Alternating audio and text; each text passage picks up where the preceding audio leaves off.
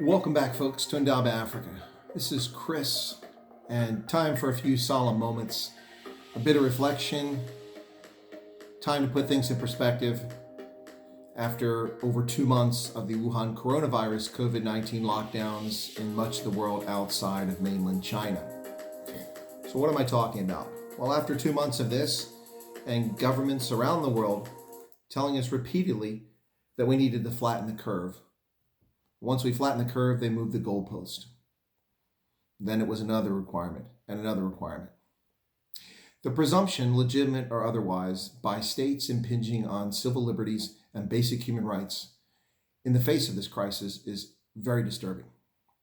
The willingness to so callously ignore the plight of people addicted to alcohol and/or nicotine, ignoring the social isolation of the elderly and even youth, hundreds of millions of people left on their own with no assistance, unable to work, no resources to rely on, and governments so callously ignoring their needs around the world is quite disturbing.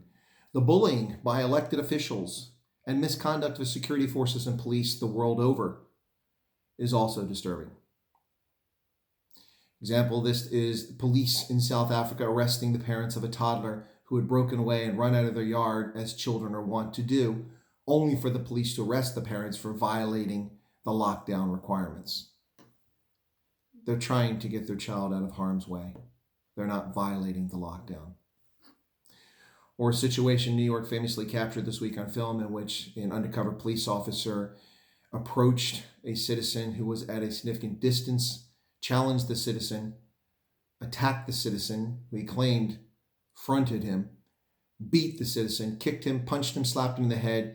The citizen fell to the ground, offered no resistance on the video that we saw. Now, obviously, this is a video we saw. We didn't see all the events taking place, but we saw enough of this to know that this conduct, regardless of what prompted it, was inappropriate.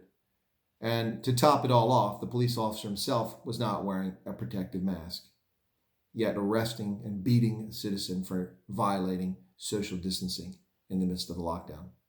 This was the same New York City where officials in mid-February and even as late as early March were encouraging citizens to attend events in the city and to ignore federal advice for social distancing. The epicenter. 55% of the deaths in this country from COVID-19 have come in the greater New York metropolitan area in New York State, an area in the Mid-Atlantic that is only 11% of the country's population, yet has 55% of the fatalities. And that should tell you something about what's going on here. Police chasing citizens as if they're hardened criminals. In California, arresting people on the beach, chasing people down as if they're hardened criminals, hardened felons, while at the same time, simultaneously, state officials releasing convicted rapists, child molesters, and loosing killers in our midst, some of whom are recidivist and have already committed crimes that have affected and cost the life of innocent citizens in many parts of the world. Why is this happening, and how is it being allowed to happen? Now, it's interesting that human rights groups and social justice warriors, who are always only too happy to chirp in when they perceive someone as being discriminated against, are largely silent, and strangely silent, in the midst of this situation around the globe. The complete lack of perspective, the opaque conduct of state authorities, and the disregard for the plight of so many hundreds of millions of people suffering immensely by government action, not from the virus, not from their own failures or their own actions, but from government actions ostensibly meant to protect public health, have harmed so many. Add to this the even more reprehensible racial discrimination that's taking place in South Africa, in which the court has upheld the tourism relief fund's position that it will only give money to majority-owned businesses. So they have upheld that it is legal to discriminate against people based on the color of their skin. Now, how that can pass anyone's muster is beyond me. At this point, you have to wonder, where's the hope for people? How are we going to get out of this? While in the United States and in some countries in Africa and other parts of the world, the lockdown measures are beginning to be lessened, in many places, capricious decisions by bullying, arrogant elected officials who seem to think that they don't face any recall at the ballot is astounding. The actions of the governor of Michigan are reprehensible. The actions of the minister in South Africa who countermanded the president's comment that cigarettes would be available when level 4 came in South Africa, but then said no. Because of 70,000 responses that they received, 2,000 people, 2.8% of the responses back to the government asked that the government not sell cigarettes. 2.8%. And the minister's excuse? Because people roll cigarettes. Well, then don't sell loose tobacco and rolling papers. Just sell prepackaged cigarettes. It's astounding. As a non-smoker and a person that doesn't care at all for cigarettes, I am deeply offended by these actions and comments and how they harm the health of those who have nicotine addictions.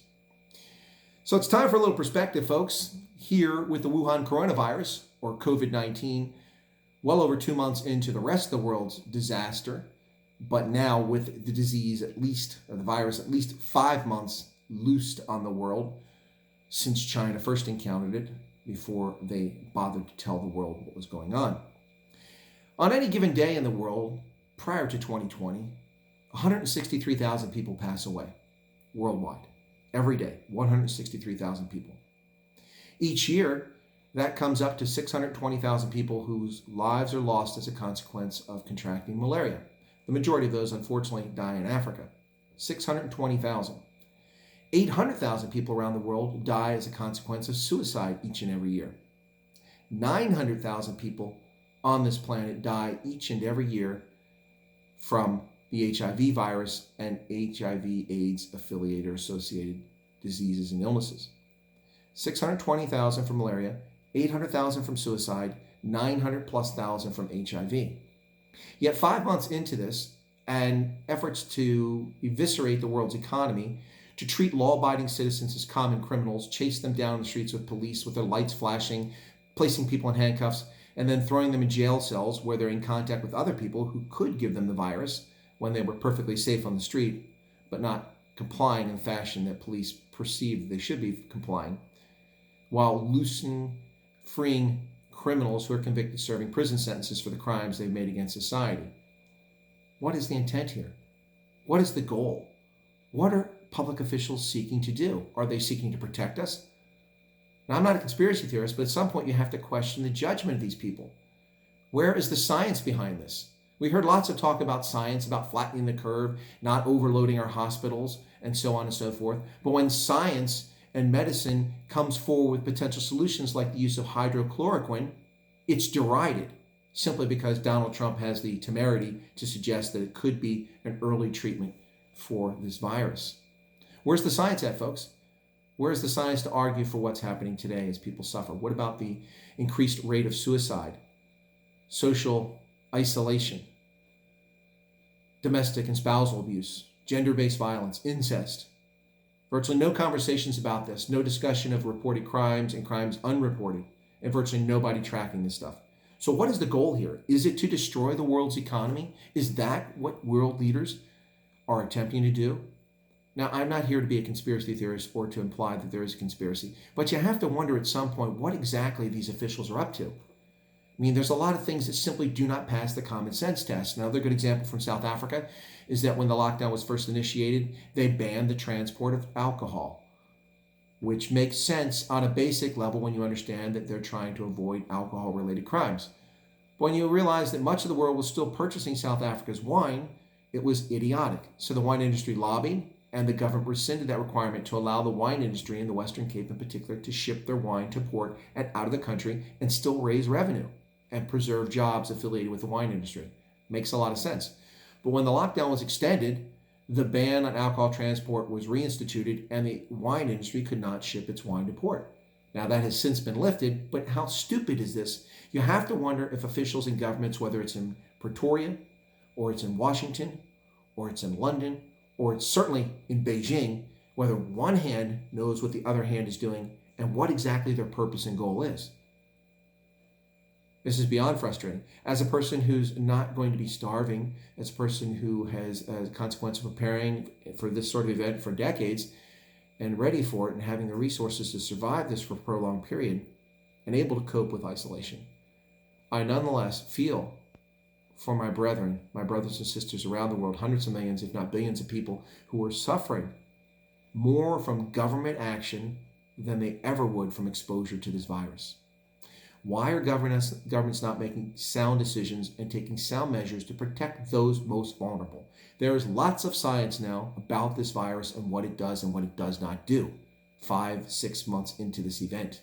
The RNA was mapped 5 months ago, so we can identify it. We have testing for it, rapid test kits. We have serum blood test kits for it. We have potential measures in effect to mitigate the impact of it. We know who's most vulnerable. Clearly, those who have an underlying health condition which weakens their immune system are the most vulnerable. And that includes the elderly, but not all elderly are that susceptible. We've seen that children under the age of 5 are barely affected by this, fortunately. Yet we've shut the entire world down without considering the consequences, or at least telling the public what the consequences are. The opaque behavior of governments around the world is beyond frustrating. It's arrogant, it's haughty, it's irresponsible, and it is undermining trust in governance and civil authority. In countries where people are elected to office, they should take notice of this and begin to listen to their constituents and begin to consider the issue that's before them and not the fact that they have power and authority that they presume is theirs to do as they desire, all in the interest of protecting us. When we surrender our liberties because we're frightened, we give up more than the simple freedoms we have. God-given freedoms, natural freedoms that we have, not freedoms given to us by government. These are things we are entitled to as a consequence being human beings. We the people, regardless of where we live, form the polity. And we the people organize governments to represent our interest, to provide for the common defense, for the general welfare of a people, of a polity. These people represent us. They work for us. And it's time they begin to pay attention to that. Ladies and gentlemen, the hysteria over COVID-19 is beyond the pale at this stage. And the damage is incalculable for what it has done to the mindset, to the social well-being, to the economic well-being of this planet. Never mind who's at fault, who's to blame, never mind the mistakes that governments have made. It is high time in early May of 2020 for governments to reverse course and make sound decisions and protect those most vulnerable while letting the rest of the world resume activity. There are measures we can take, including wearing masks, which we were told endlessly had no protection, wearing surgical gloves, and other measures like that. So there you go, ladies and gentlemen. My frustration, my concern about the hysteria associated with the Wuhan coronavirus, COVID-19, government action, government opaque behavior, bullying by politicians, and overzealous behavior by police and security services the world over.